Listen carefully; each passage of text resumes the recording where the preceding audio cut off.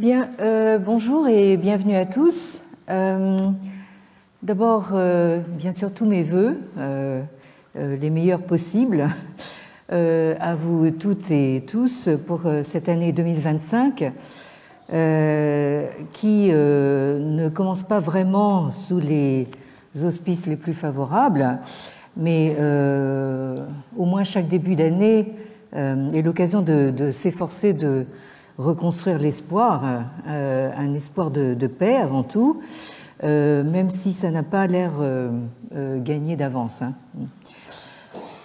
Alors, au trimestre dernier, nous avons repris nos travaux en constatant les effets du gros pavé qu'est l'esprit des lois de Montesquieu, jeté en passant par le Japon dans la mare de la Chine de la fin du XIXe siècle.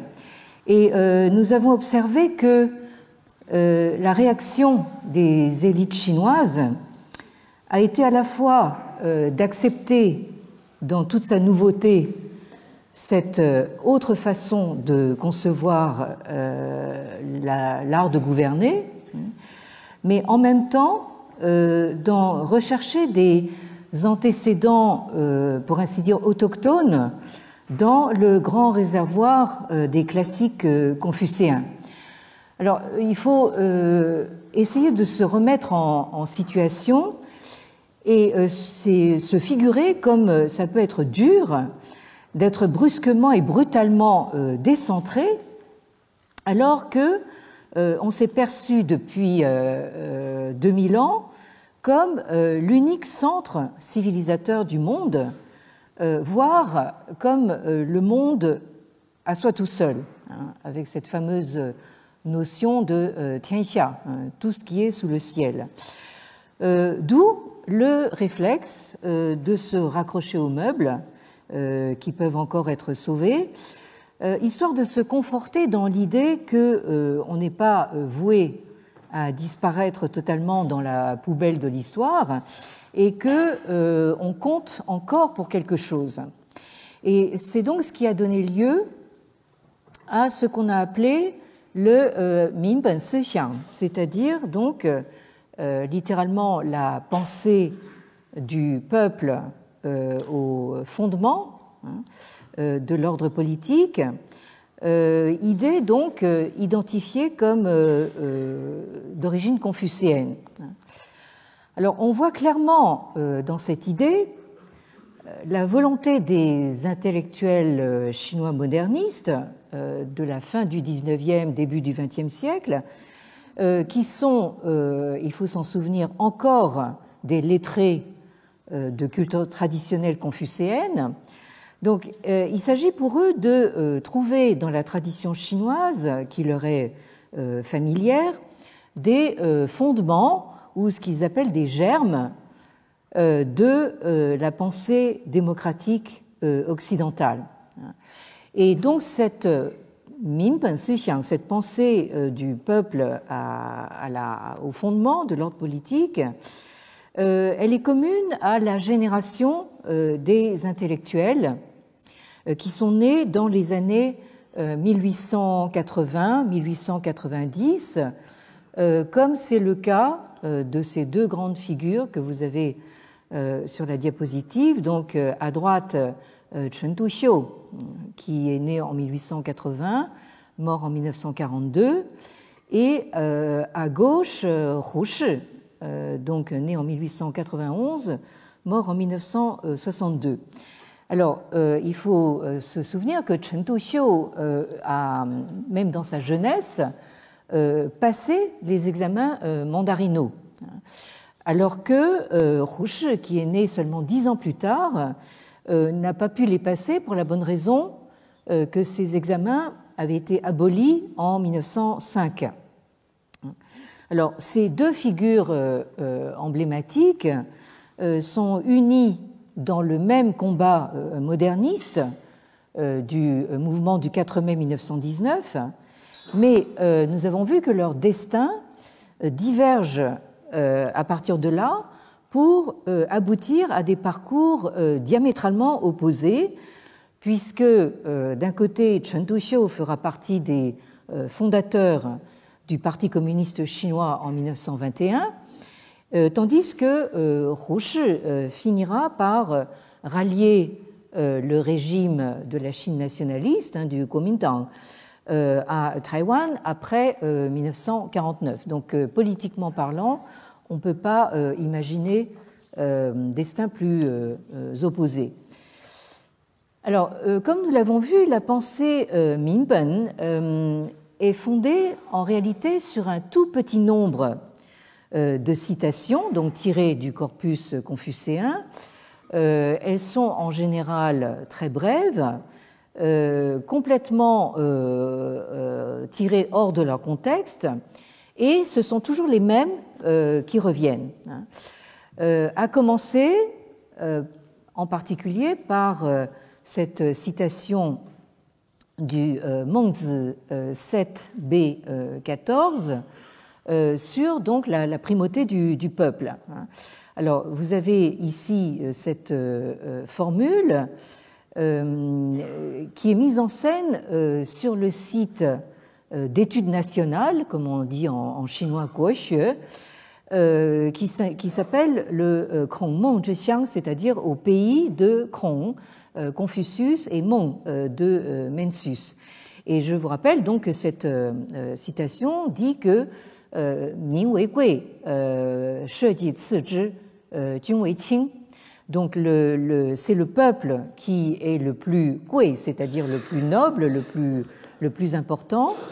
Ensuite viennent les symboles du pouvoir d'État, c'est-à-dire les autels des esprits protecteurs de la terre et des grains. Ce sont les autels où l'on offre justement les sacrifices officiels. Et Jun Weiqing, donc le prince, c'est ce qui littéralement pèse le moins, c'est ce qui est le plus léger, littéralement. Alors, dans cette phrase si souvent citée, Mencius, donc maître Meng, semble dire qu'il y a trois incarnations du pouvoir politique.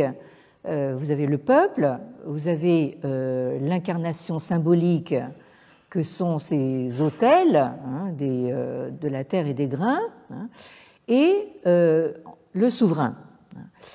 Et alors, dans un apparent paradoxe, Mencius renverse l'ordre de priorité que l'on attendrait, c'est-à-dire qu'on attendrait plutôt donc le prince d'abord, les symboles de l'État ensuite et le peuple en dernier. Alors évidemment, cette inversion de l'ordre de priorité n'a pas manqué de faire de Mencius, et là je cite Hu Shi, donc le premier et peut-être le plus grand philosophe de la pensée politique démocratique de l'histoire de l'humanité. Bon, alors ce que dit Hu Shi ici dans son enthousiasme moderniste, c'est que la Chine, évidemment, doit embrasser les valeurs démocratiques, mais il ne faut pas oublier que, en fait, le premier penseur démocratique est chinois, et il a vécu au IVe siècle avant l'ère chrétienne. Donc, comme d'habitude, ce sont les Chinois qui ont tout inventé, y compris donc la démocratie. Bon. Alors, son double, si j'ose dire, moderniste, Chen Duxiu, lui, se montre d'emblée beaucoup plus circonspect, puisqu'il dit ceci: le démocratisme occidental est basé sur le peuple en tant que corps souverain, c'est-à-dire que, en fait, c'est le peuple qui est véritablement le souverain. Et ensuite, Chen Duxiu reprend justement toutes ces citations, ces lieux communs de la pensée Minben, c'est-à-dire l'idée que le ciel voit et entend par les yeux et les oreilles du peuple, que le peuple vient en premier, le prince en dernier, que le peuple est le fondement du pays. Tout cela, continue Chen Duxiu, est fondé en réalité sur les autels du sol et du grain, c'est-à-dire le pouvoir du prince, c'est-à-dire en dernière instance sur l'héritage ancestral du prince. Autrement dit, tout cela revient à dire que la réalité du pouvoir appartient en fin de compte au prince. Donc toute cette histoire d'inversion de l'ordre de priorité est tout simplement rhétorique. Alors, bizarrement, dans ce petit lot de citations de la pensée Minpen, on constate que la plupart sont tirées du Mengzi, du Mencius, mais il n'y a pratiquement aucune référence aux entretiens de Confucius eux-mêmes. Et pourtant, il y en a une qui me paraît tout à fait pertinente. Je m'étonne un petit peu qu'elle n'apparaisse pas justement dans cet ensemble des citations Minpen. C'est celle qui figure au livre 12, section 7 des entretiens de Confucius. Alors, vous avez un dialogue, comme d'habitude, du maître avec ici un de ses disciples qui s'appelle Zigong. Et alors Zigong Wen-zheng, c'est-à-dire il vient interroger le maître sur zheng, c'est-à-dire sur la manière de gouverner. Qu'est-ce qu'il faut pour gouverner? Alors ça, c'est une question qui revient très souvent dans les entretiens, puisque les interlocuteurs de Confucius, en fait, viennent le trouver en tant qu'expert, justement, de l'art de gouverner. Et le maître répond, Ziyue, Zu shi, Zu bing, Min xin zhi yi. Il répond donc, il faut donc assez de shi, c'est-à-dire de nourriture, de vivres, Zu bing, c'est-à-dire assez d'armes, suffisamment d'armement, et il faut que le peuple fasse confiance donc au souverain. Et donc Zigong reprend Bi bu de yi er qu, yu si san zhe he xian. Donc si on ne pouvait pas faire autrement que de se passer d'une de ces trois choses, laquelle serait-ce en premier? Et le maître répond, tu bing, se passer de l'armement. Zigong reprend, bi bu de yi er qu, yu si er zhe he xian. Et si on ne pouvait pas faire autrement que de se passer d'une des deux choses qui restent, laquelle serait-ce? La réponse, c'est tu shi, c'est-à-dire on se passe des vivres. Zigu jie you si, min wu xin bu li. C'est-à-dire littéralement, depuis la plus haute antiquité, tous nous sommes voués à mourir. Ça, Confucius n'a rien inventé là. C'est encore valable aujourd'hui d'ailleurs. Mais si le peuple n'a pas confiance, rien ne saurait tenir debout. Alors ici, le sujet du verbe buli peut être un petit peu ambigu, c'est-à-dire soit c'est un peuple qui n'a pas confiance ne peut pas tenir debout, ou alors, puisqu'on est en train de parler de l'art de gouverner, ça peut vouloir dire aussi que sans la confiance du peuple, aucun gouvernement ne saurait tenir.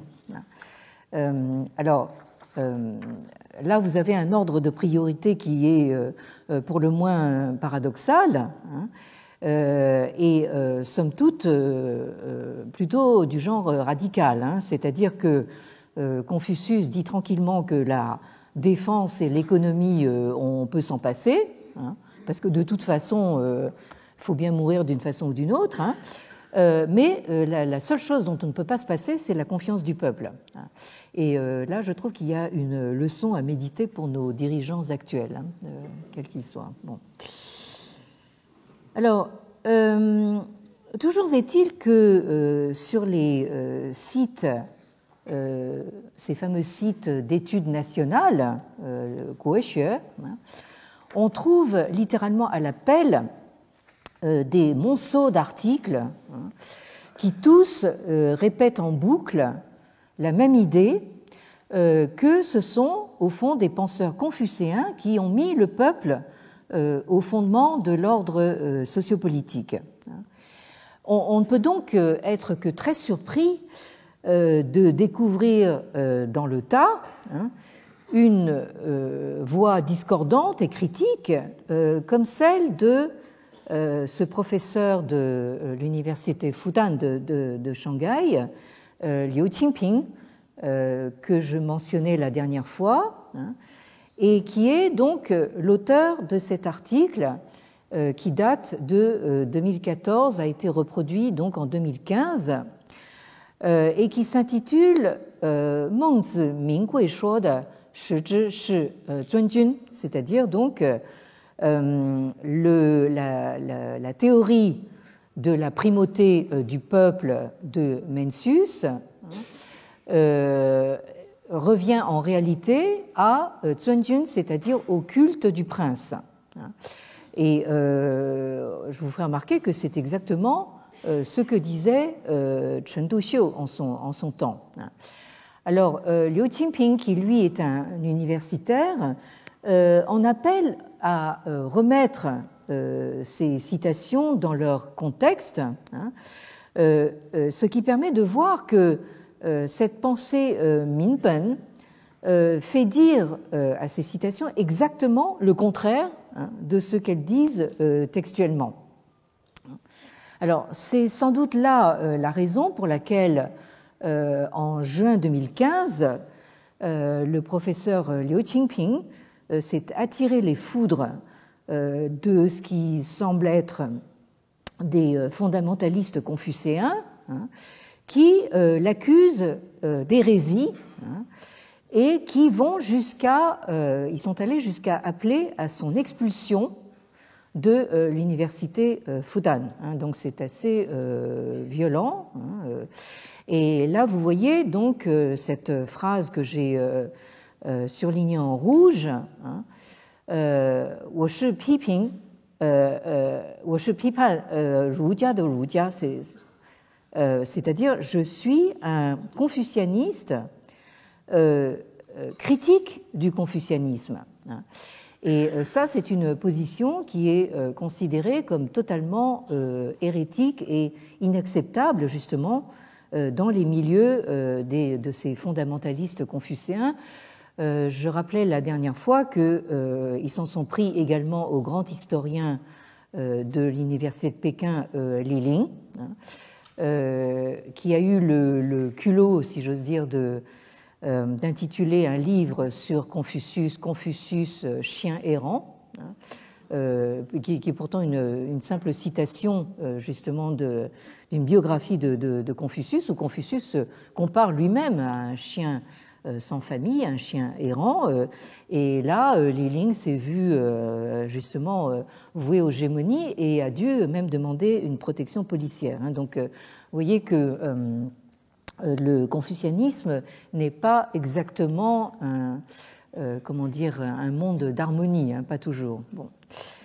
Alors, pour en revenir à la méthode que préconise le professeur Liu Qingping, prenons comme exemple le fameux passage du Mengzi 5a5 que nous avons lu précédemment et où il est question de la passation de pouvoir entre les deux grands sages de l'Antiquité mythique confucéenne, entre Yao et Shen. Alors, pour changer, je vais vous lire relire ce passage pour vous le remettre en mémoire dans la traduction de André Lévy, qui est paru aux éditions Rivage, en édition de poche. Donc là, je leur tire mon chapeau, ils ont réussi à faire tenir tout le Mencius dans un livre de poche comme ça. C'est pour moi l'occasion justement de rendre hommage à un très grand sinologue décédé, qu'est André Lévy, qui est né en 1925 en Chine, à Tianjin. Donc, il était fils d'un horloger installé en Chine. Et donc, en fait, pour lui, le chinois était une langue maternelle pratiquement. Et ensuite, donc, il a fait une carrière essentiellement d'universitaire et de très grands traducteurs devant l'Éternel. C'est lui qui notamment a traduit des très longs romans d'époque Ming et Qing, que sont le Xi Youji, c'est-à-dire les pérégrinations vers l'ouest, et le Jinping Mei, c'est-à-dire ce qu'il a traduit par fleurs en fiole d'or, deux très grands romans chinois parus donc dans l'édition de la Pléiade. Et donc ce André Lévy, qui pour moi était aussi un très grand maître, est décédé en 2017 dans sa maison près de Bordeaux, puisqu'en fait il a fini sa carrière à l'université de Bordeaux. Et bon, donc pour moi c'est vraiment l'occasion de lui rendre hommage. Et donc vous avez ici la couverture de sa traduction du Mencius qu'il m'avait envoyé personnellement en me disant voyez donc, je suis tombé bien bas, j'en suis réduit à traduire des auteurs confucéens, parce que André Lévy est bien connu justement pour ses traductions justement de littérature en langue parlée, comme on dit justement en païrois. Et donc, mais je voudrais quand même rappeler que sa traduction de Mencius est tout à fait respectable. Alors, dans ce passage du Mencius 5 à 5, vous avez ce dialogue entre un dénommé Wanzhang et maître Meng Mencius. Alors, Wanzhang demande: est-il vrai que Yao donna l'empire du monde à Shun? Et Mencius répond faux, c'est-à-dire non. Le Fils du ciel ne peut pas donner l'empire. Mais alors, reprend Wanzhang, puisque Shun avait l'empire, qui le lui avait donné? Réponse: c'est le ciel qui lui avait donné.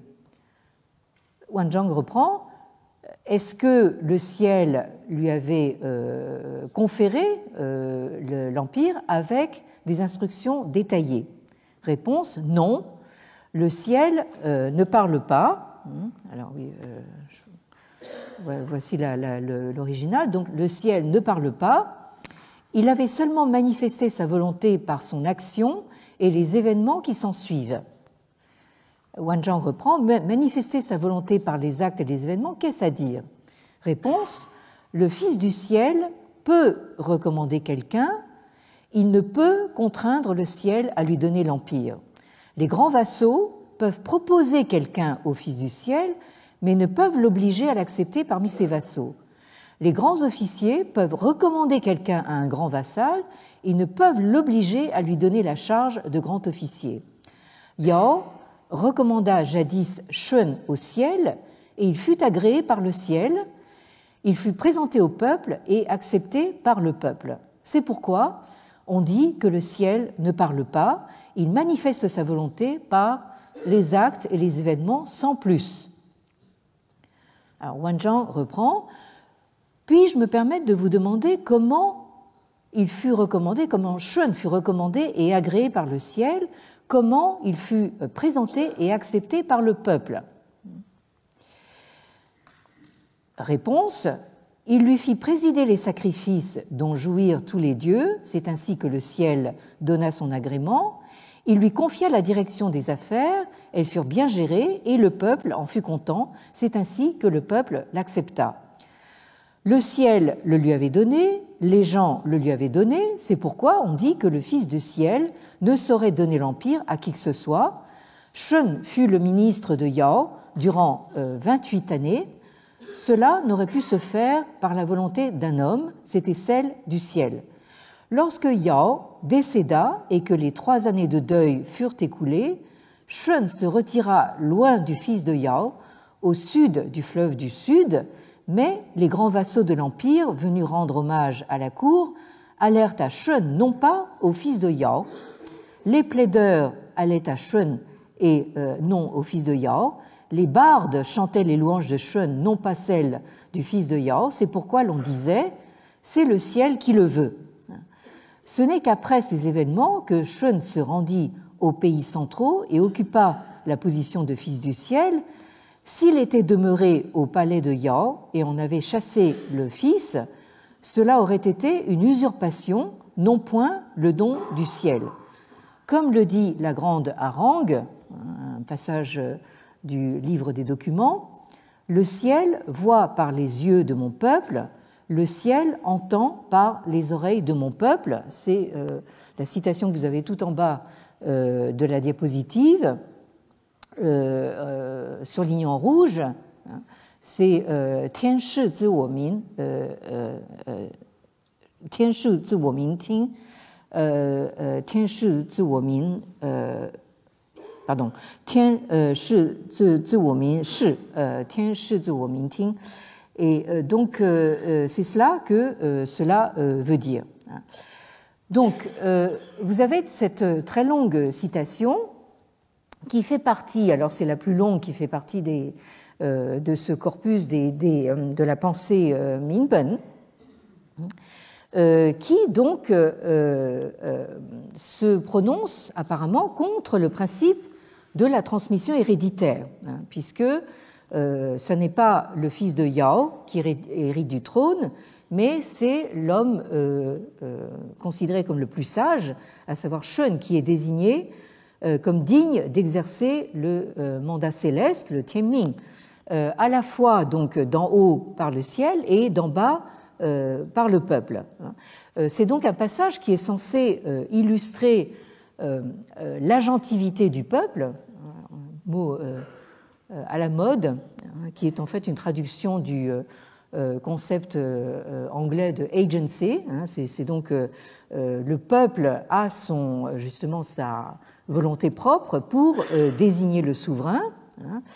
Et alors, ce qui est assez éclairant, c'est que si on remet cette très longue citation dans son contexte, il faut bien voir qu'elle fait suite à tout simplement la section précédente, à savoir donc le Mengzi 5A4, qui éclaire donc la dite citation d'une toute autre lumière.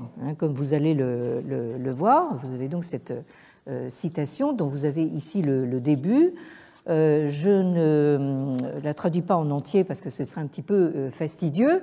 Vous vous rendez compte ici que le Mencius se présente un petit peu de la même façon que les entretiens de Confucius, c'est-à-dire sous forme de dialogue. On voit Maître Mencius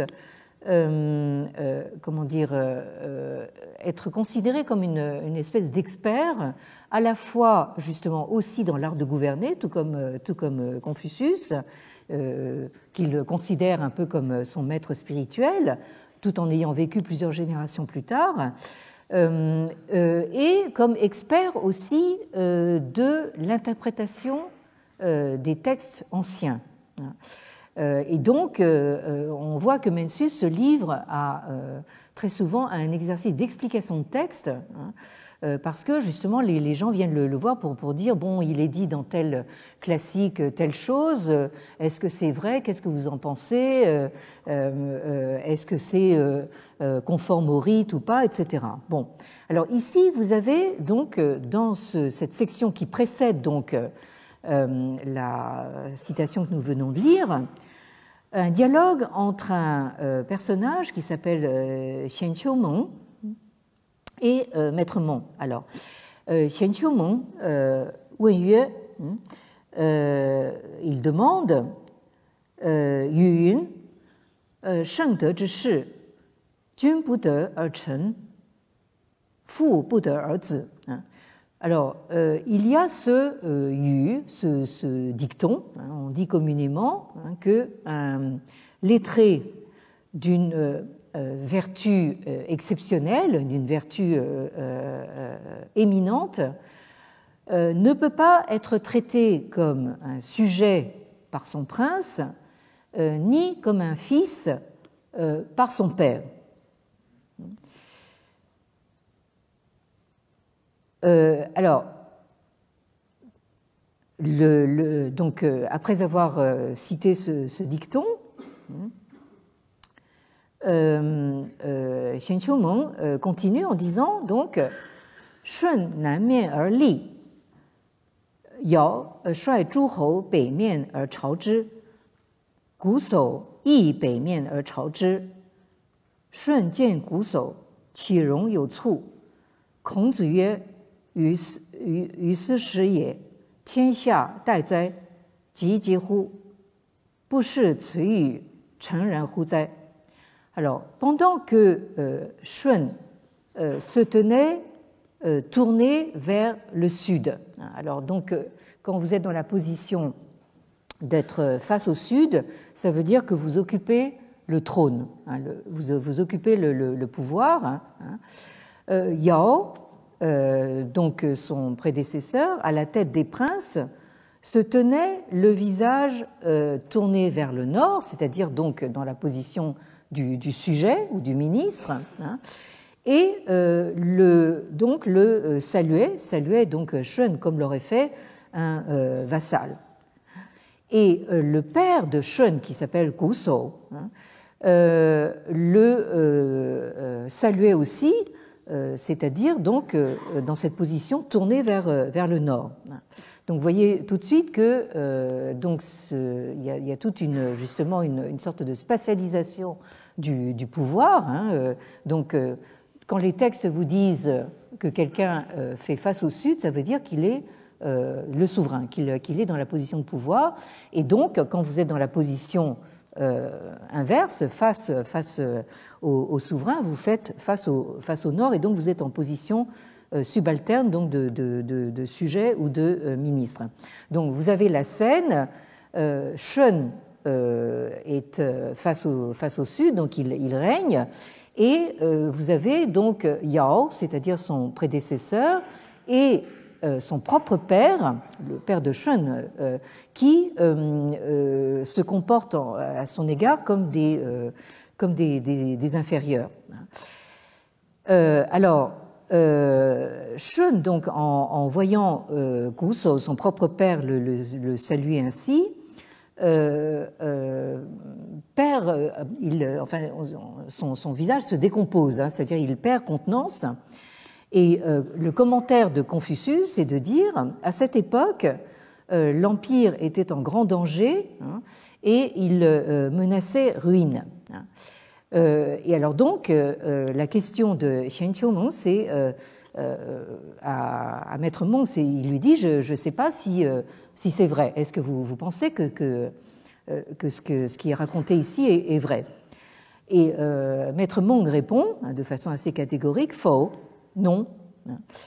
此非君子之言，其东野人之语也. Alors, ici, vous avez une notation assez amusante. Donc, ces paroles ne sont pas celles d'un junzi, c'est-à-dire d'un homme de bien, d'un sage, mais c'est probablement des propos de yeren, c'est-à-dire des espèces de rustres de Qidong, c'est-à-dire de l'est du pays de Qi.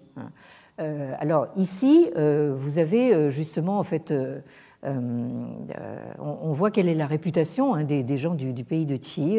Alors il faut savoir que Confucius était du pays de Lou, c'est-à-dire l'autre grande vassalité de la péninsule du Shandong, et Qi étant l'autre partie. Et donc, évidemment, les imbéciles, c'est toujours les autres. Donc ici, Mengzi répond très catégoriquement, là, ce que vous venez de raconter, c'est pas vrai, ce sont des bobards, en fait, inventés par des rustres de Qi.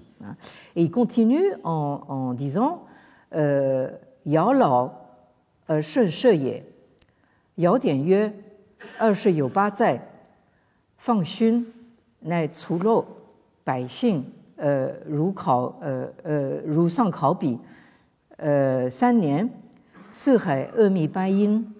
孔子曰：天无二日，民无二王。舜即为天子矣。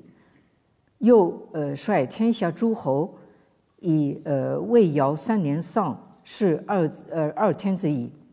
Donc, lorsque Yao fut devenu vieux, Shun partagea avec lui donc le gouvernement, c'est-à-dire Shun l'a assisté comme ministre.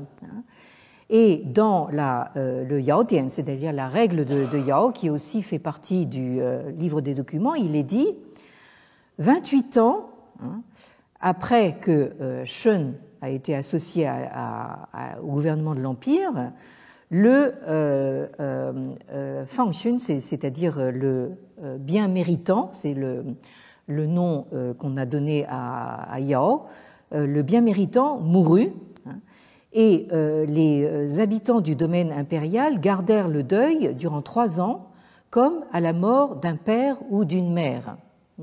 Donc là, vous avez ici aussi notation très intéressante, que le souverain est considéré comme le père et la mère du peuple. Donc il y a une relation non seulement politique, mais c'est une relation politique qui est fondée sur la relation organique entre le père et la mère et le fils. Bon. Dans tout l'Empire, tous les instruments de musique firent silence, on ne les entendit plus.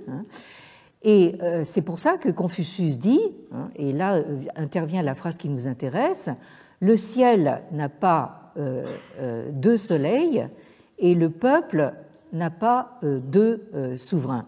De la même façon que le ciel ne peut pas avoir 2 soleils, le peuple ne peut pas avoir 2 souverains.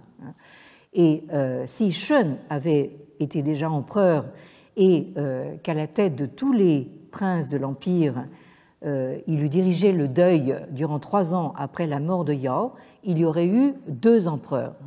Et donc c'est ça qui fait dire justement à Confucius au début de la citation, l'Empire était à ce moment-là en grand péril parce qu'il y avait le risque qu'à la tête de l'Empire, il y aurait eu 2 souverains.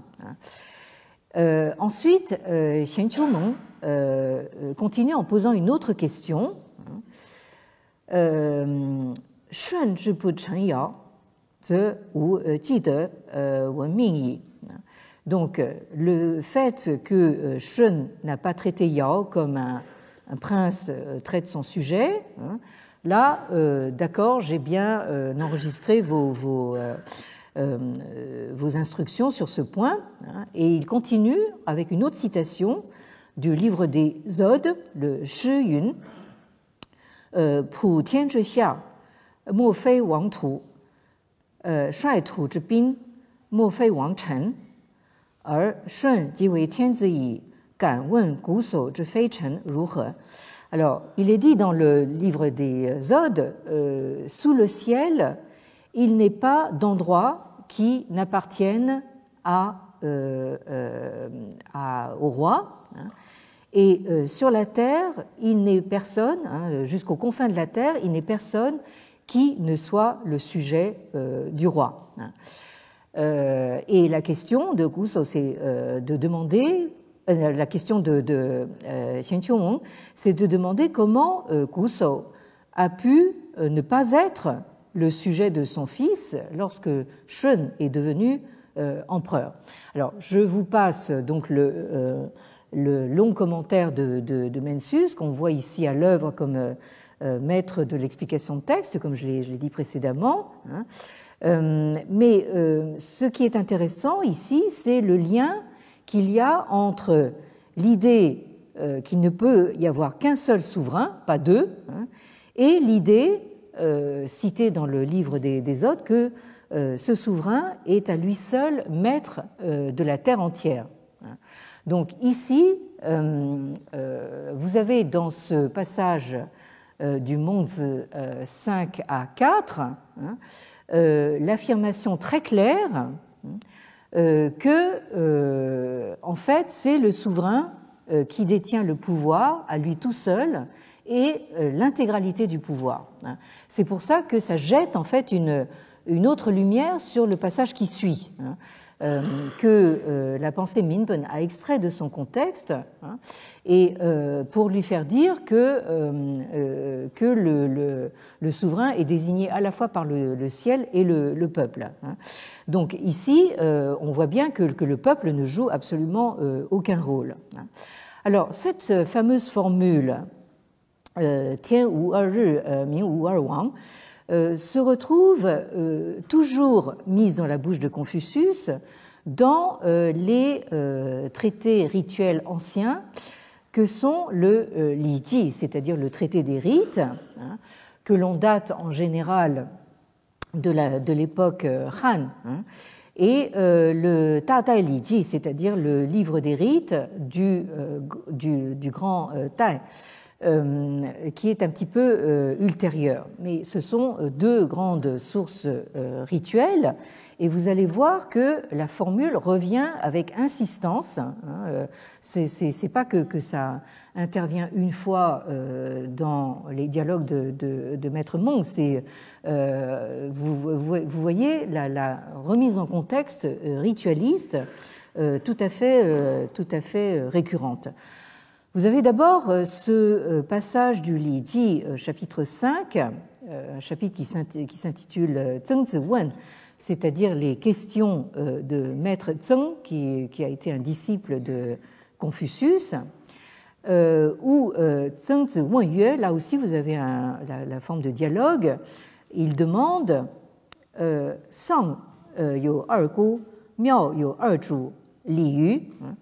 Est-ce que c'est conforme au rite, au li, que dans les sangs, c'est-à-dire dans les cérémonies funèbres, il y ait ergu, c'est-à-dire il y ait deux personnes qui fassent office qui représentent les fils orphelins, c'est-à-dire donc ceux qui reçoivent les condoléances, qui dirigent la cérémonie.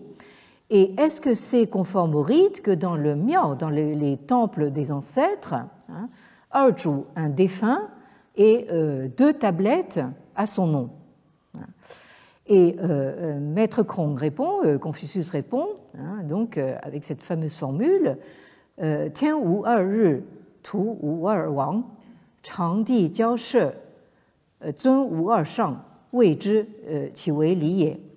Donc dans le ciel, il n'y a pas deux soleils, sur la terre, il n'y a pas deux rois.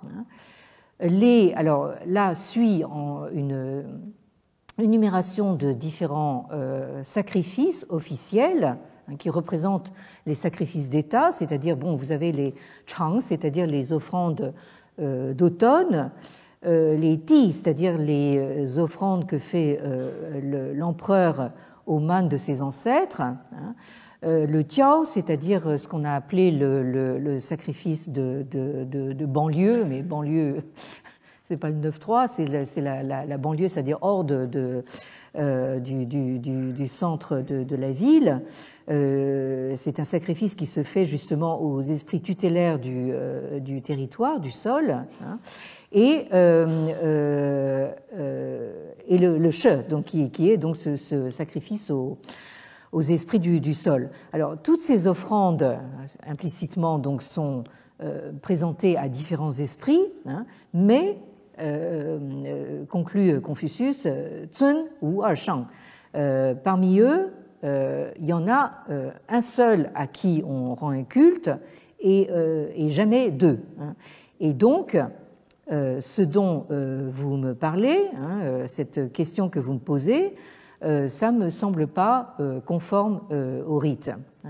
Donc ici, Confucius est confronté à une question casuistique, c'est-à-dire dans certaines cérémonies, on recourt à deux personnes pour incarner les fils du défunt. On recourt à deux tablettes pour représenter un ancêtre décédé, mais Confucius dit il est formel, ça n'est pas conforme au rite.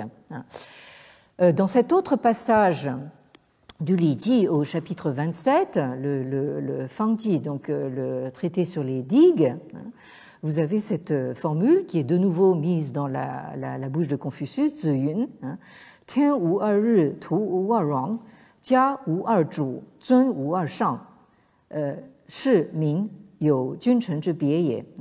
Donc le maître dit, dans le ciel, il n'y a pas deux soleils, dans un seul un territoire, il n'y a pas deux rois, dans une maisonnée, tia, il n'y a pas deux maîtres, et il ne peut pas y avoir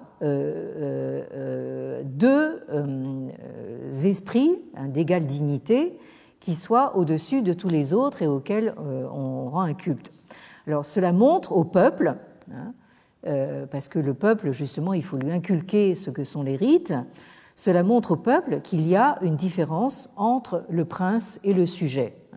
Donc ici, quand vous remettez justement ces citations du Minpen dans ce contexte textuel, vous apercevez en effet que le peuple est juste bon en fait à morigéner, il est juste bon à recevoir les leçons des élites. Et enfin, vous avez ce passage du chapitre 46 du Li Ji qui s'intitule Sangfu Si Zhi, c'est-à-dire les 4 principes des règles du deuil, où il est dit donc Zi yu shi fu yi shi mu er ai tong, tian wu er ri, tu wu er wang, guo wu er jun, jia wu er zun, yi yi zhi zhi ye, gu fu zai wei mu donc la manière dont un fils sert son père est aussi celle dont il sert sa mère, car il leur voue la même affection, le aitron. Mais il n'y a pas deux soleils dans le ciel, ni deux rois dans un même territoire, ni deux princes dans un même pays, ni deux maîtres dans une même maison, parce que parce que le gouvernement doit être un. Il ne peut y avoir qu'un seul pour gouverner. Pour cette raison, tant que son père était vivant, un fils, à la mort de sa mère, revêtait la tunique de grosse toile à bord ourlé, et son deuil ne durait qu'un an.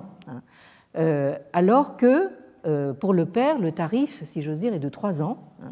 Donc tarif réduit pour la mère et simplification aussi de la tenue de deuil. Et la conclusion, c'est qu'il montrait ainsi qu'il n'y avait pas deux parents à vénérer à égalité. Autrement dit, entre le père et la mère, il y a une différence, la même différence qu'entre le prince et le sujet, c'est-à-dire donc c'est le père qui règne et qui domine seul, et la mère est en position subalterne. Et vous avez exactement la même formule dans le Tata Li Ji au chapitre 39, que vous avez en bas de la diapositive. Je ne la relis pas puisque elle est pratiquement identique. Alors, donc, on comprend bien que tout l'enjeu de l'idée que la pensée Minpen serait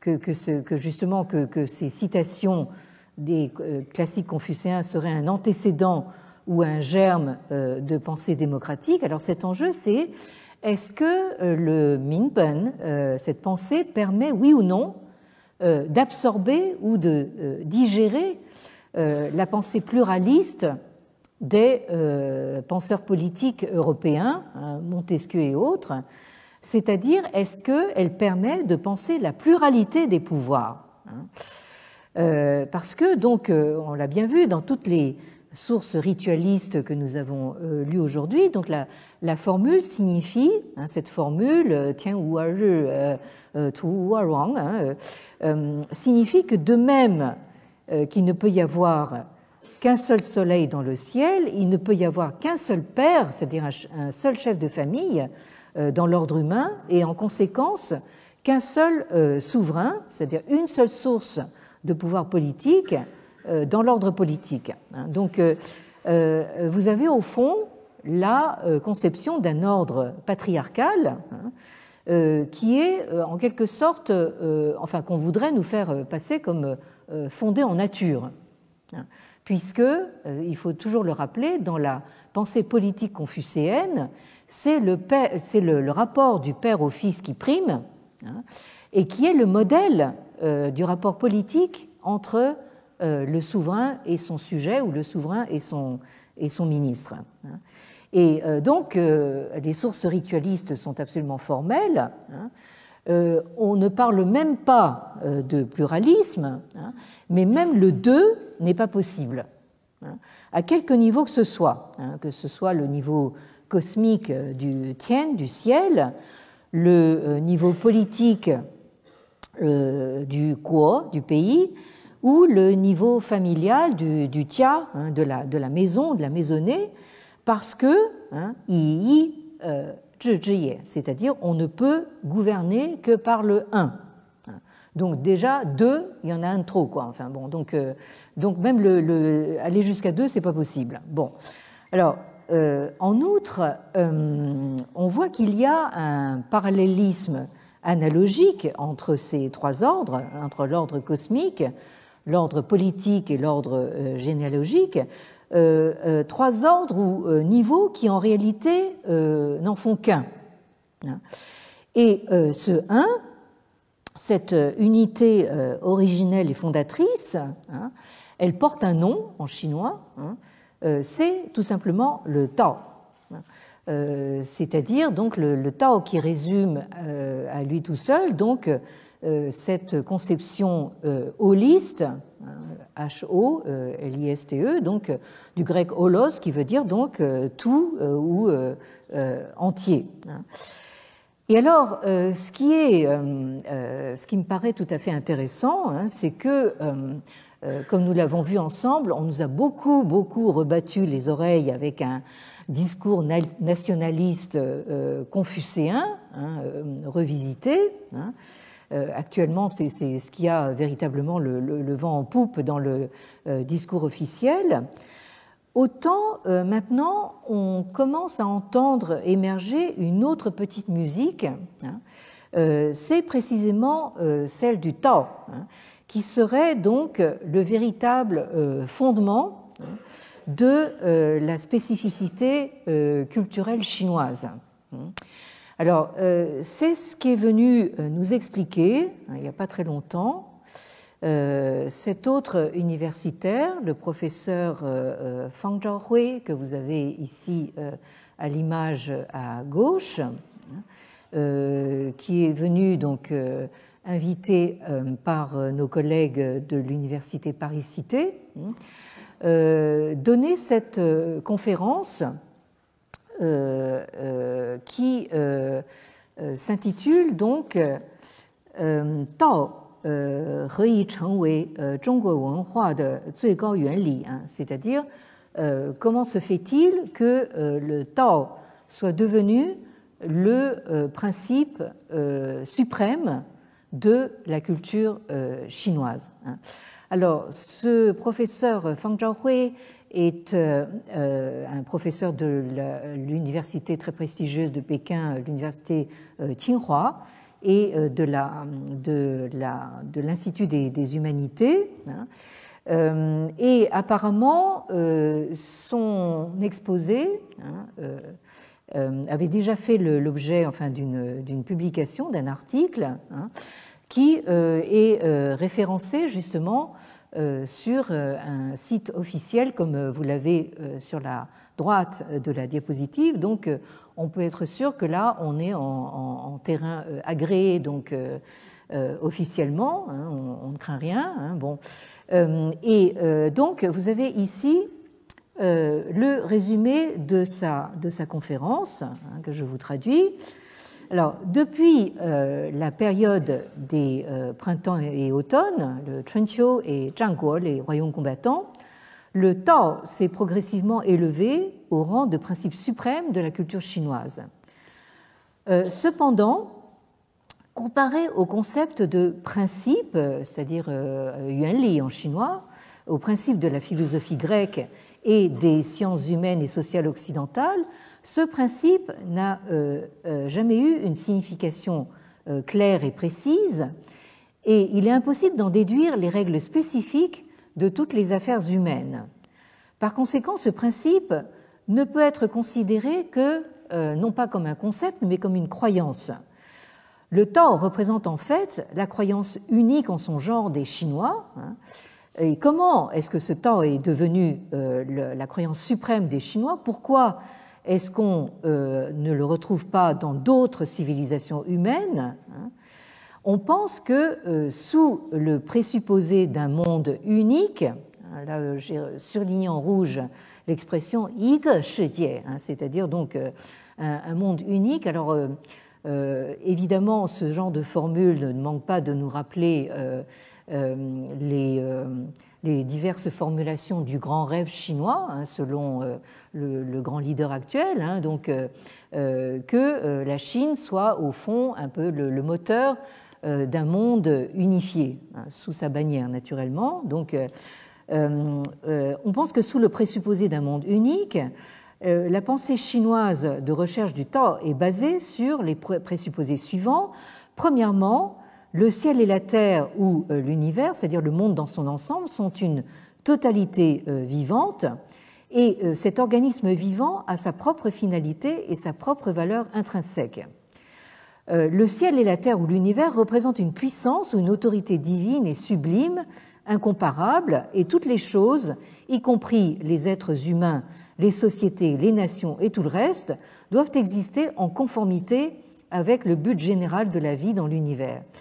C'est précisément parce que le ciel et la terre ou l'univers sont le seul endroit où tous les hommes et toutes les choses peuvent vivre que son existence doit être considérée comme ayant une valeur suprême.